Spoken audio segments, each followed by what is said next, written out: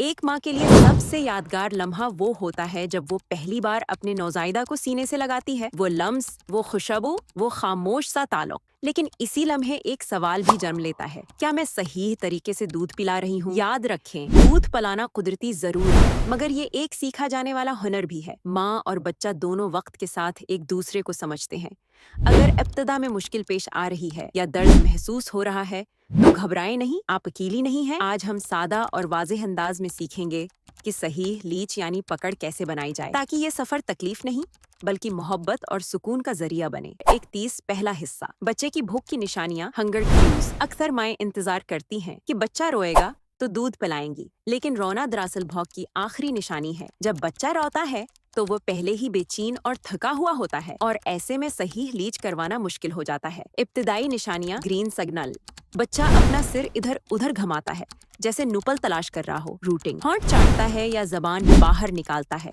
ये सबसे प्रस्कून वक्त है दूध पिलाने का। दरमियानी निशानियां, येलो सिग्नल, बच्चा अपने हाथ मुना की तरफ लाता है, अंगलियां चौसता है, बाजू और टांगे ज्यादा हिलाने लगता है। ये दूध शुरू करने का बेहतरीन वक्त है। आखिरी निशानियां, रेड सिग्नल, बच्चा जोर जोर से रोता है, चेहरा सरख हो जाता है, जिस्म अकड़ जाता है। अगर ऐसा हो जाए तो पहले बच्चे को सीने से लगाकर चंद मिनट पर स्कॉन करें। जल्द से जल्द का लम्स, स्किन टू स्किन बहुत मददगार होता है।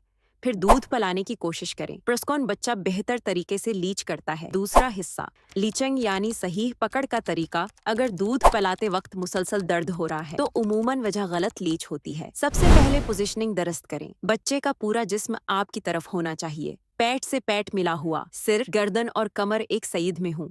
बच्चा मड़ा हुआ या टीढ़ा ना हो। अब अहम नुक्ता, निपल को बच्चे के नाक की तरफ रखें, मीना की तरफ नहीं। इससे बच्चा अपना सिर हल्का सा पीछे करेगा और मीना बड़ा खोलेगा। जब बच्चा जमाई की तरह बड़ा मीना खोले, फौरन उसे अपने सीने के करीब ले आए। याद रखें, आप बच्चे की तरफ न झुकें, बच्चे को अपनी तरफ लाएं। सही लीच की निशानियां, बच्चे के मुना में सिर्फ नपल नहीं बल्कि इसके गर्द का स्याह हिस्सा, एरियोला, भी शामिल हो। ऊपर की निस्बत नीचे कम हिस्सा नजर आए। होंठ मछली की तरह बाहर की तरफ मड़े हों, थोड़ी सीने को छो रही हो, नाक आजाद हो या हल्का सा सीने को लग रही हो। सही लीच दर्द कम करती है और दूध की मिकदार बेहतर बनाती है। तीसरा हिस्सा, क्या बच्चे का पेट भर रहा है? बहुत सी माएं सोचती हैं, क्या वाकई दूध अंदर जा रहा है? चंद वाज़ेह निशानियां आपको इत्मीनान देंगी। दूध पहले वक्त बच्चे के जबड़े की गहरी और बाकायदा हरकत नजर आएगी। हरकत कानों तक महसूस हो सकती है। आपको हल्की सी निगलने की आवाज सुनाई देगी, जैसे नरम सी के।